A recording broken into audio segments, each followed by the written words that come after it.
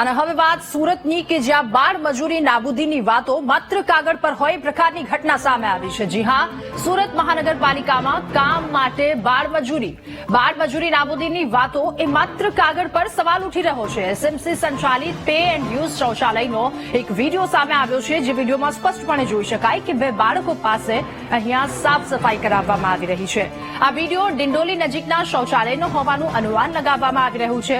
ત્યારે viral video police અને તંત્ર માટે તપાસનો વિષય બન્યો છે। ત્યારે બાળ મજૂરી નાબૂદીની વાતો કરવામાં આવે છે, નિયમો આ બધું જ માત્ર કાગળ પર હોય એ પ્રકારનું સાબિત થયું છે। સુરત મહાનગરપાલિકા સુરતના ડિંડોલી વિસ્તારનો આ વિડીયો હોવાનું સામે આવ્યું છે।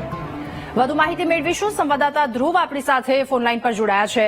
ધ્રુવ, ડિંડોલી વિસ્તારમાં પે એન્ડ યુઝ શૌચાલયમાં બે બાળકો અહીંયા મજૂરી કરતા જોવા મળે છે, શું અપડેટ આ મામલે? બિલકુલ સાચી વાત છે।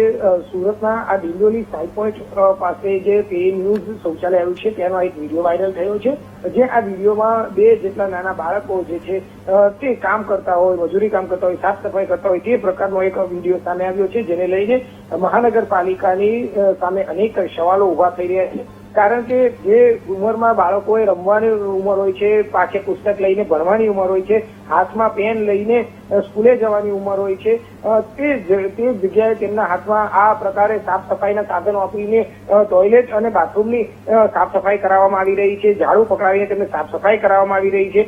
આ વાયરલ વિડીયોમાં જોવા મળી રહ્યું છે કે બાળકોના હાથમાં જે દંડો અને ઝાડુ લઈને સાફ સફાઈ કરાવાઈ રહ્યું છે। એક બાળકના હાથમાં તો દંડા વડે પાણીનો નિકાલ કરતા જોવા મળી રહ્યો છે, જ્યારે બીજી એક બાળકી જે છે તે રૂમની સાફ સફાઈ કરતી હોય તેવું જોવા મળ્યું છે। એટલે કે આ વિડીયોને લઈને આજે અનેક સવાલો ઉભા થઈ રહ્યા છે સ્થાનિક પ્રશાસન સામે, જેને લઈને તપાસ પણ થવી જોઈએ તેવી માંગ હાલ ઉઠી છે।